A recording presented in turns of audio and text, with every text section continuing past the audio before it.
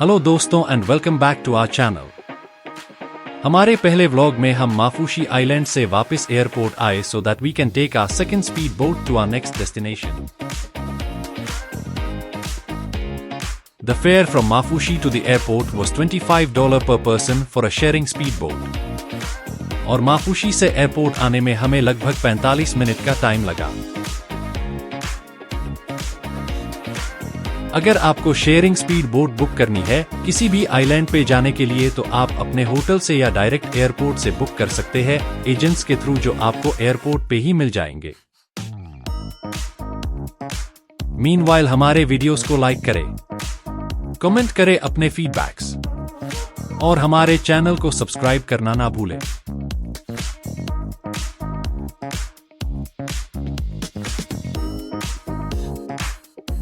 हमारे रिसोर्ट का नाम था मलाहिनी। हमने अपने आने का टाइम और डेट मेल के थ्रू मलाहिनी के ऑफिशियल मेल पे भेज के उन्हें पहले ही इन्फॉर्म कर दिया था। और सबसे अच्छी बात उस रिसोर्ट की ये लगी कि उनके स्टाफ हमें एयरपोर्ट लेने आए थे। Kudabando's island is only 10 minutes via speedboat from the airport. And Malahini Resort charged us $175 per person for round trip, which has to be paid directly to the resort. Kudabando's is a private island and Malahini Group owns the whole island. You will find only their resorts. Kudabando's is located in the central Maldives in the southeast of the North Malay Atoll, in the Kafu subdivision. It is located about 8 kilometers from the capital Malé. We reached the jetty point of the resort, and the view was breathtaking.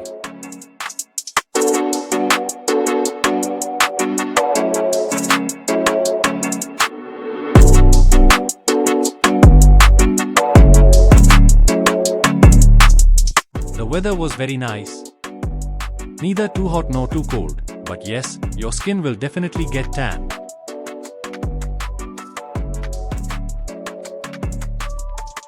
At the reception area we were given welcome drinks and wet towels. And after a while they took our passports for verification and gave us the forms to fill out.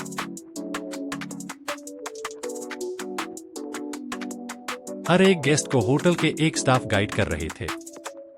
और हमारे सारे formalities होने के बाद हमें एक resort member ने island का टूर दिया और सारी चीजें हमें डिटेल्स में समझाती गई। And lastly she showed us our room which was allotted to us.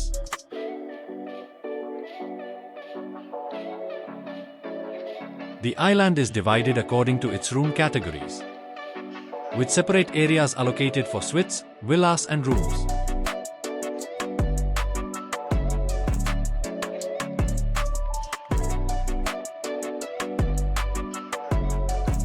हमने गार्डन रूम बुक किया था जो आइलैंड के बिल्कुल मिड में था। We have booked this resort via makemytrip.com website and we got a good discount. You can book it directly through their own website that is malahini.mv. ये island बहुत छोटा था और बेहद खूबसूरत था।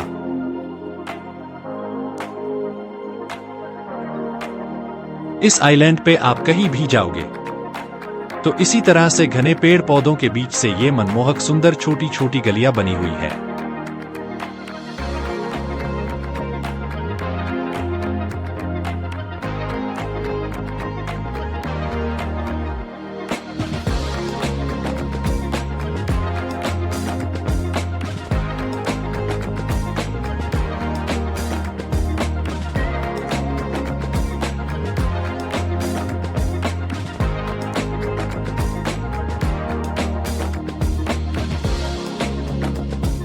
उन छोटी छोटी गलियों से होते हुए हम इस रिसोर्ट के ब्लू रेस्टोरेंट एंड क्लब में आ गए।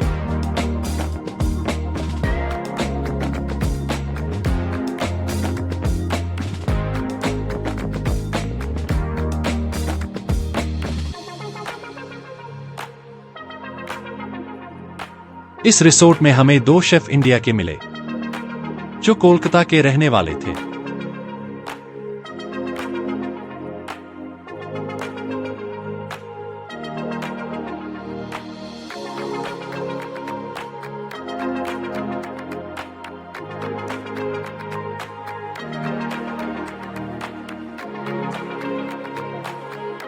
वैसे मैं ये बता दूं, इस रिसोर्ट की लक्सूरियस विला की एक दिन की कॉस्ट कुछ 2.5 लाख रुपए है।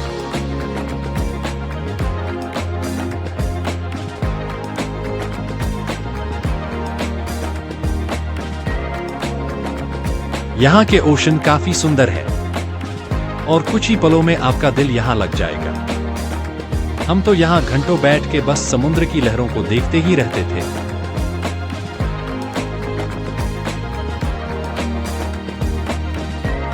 Maldives is known for its luxurious, lavish hotels and resorts.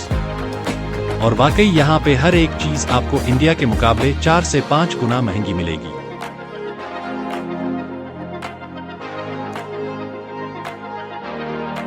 हमने यहाँ चिकन करी, रोटी और बिरयानी ऑर्डर की थी जिसका बिल कुछ $80 था, जो इंडियन रुपीस में कुछ 6,500 के आसपास होगा, जो वाकई में महंगा था। वैसे मालदीव्स के ओशन में अगर आप स्विमिंग करने जाते हैं तो आपको एक बात का ख्याल रखना होगा कि यहाँ की सैंड मोटी होती है जो पैरों में चुभती है, और जगह जगह पर बड़े बड़े पत्थर आपको मिलेंगे जिससे आपको चोट लग सकती है।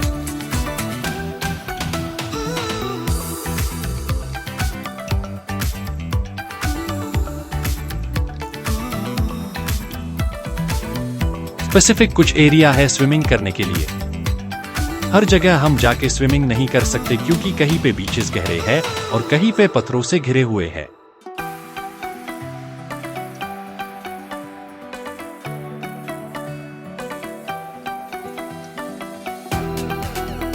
यहाँ पे समुद्र की लहरें कभी बहुत तेज होती है जो आइलैंड के थोड़े अंदर तक आ जाती है, और कभी बिल्कुल लो टाइड्स होती है।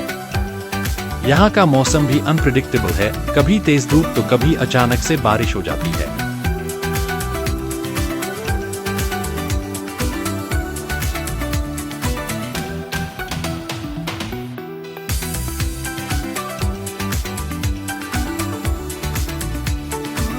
रात के वक्त ये आइलैंड और भी सुंदर दिखता है।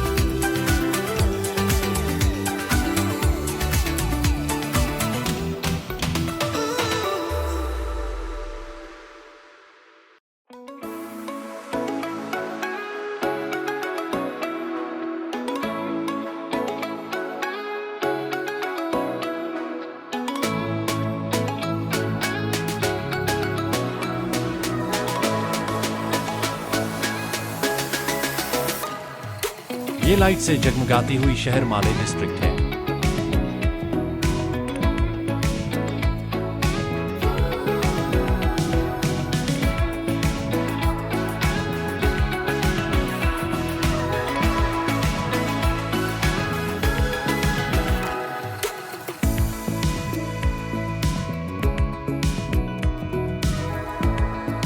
क्योंकि ये प्राइवेट आइलैंड है और यहाँ किसी तरह की यहाँ रिस्ट्रिक्शन नहीं है, तो आप पूरे रात इस आइलैंड पे घूम सकते हैं बिना किसी को डिस्टर्ब किए।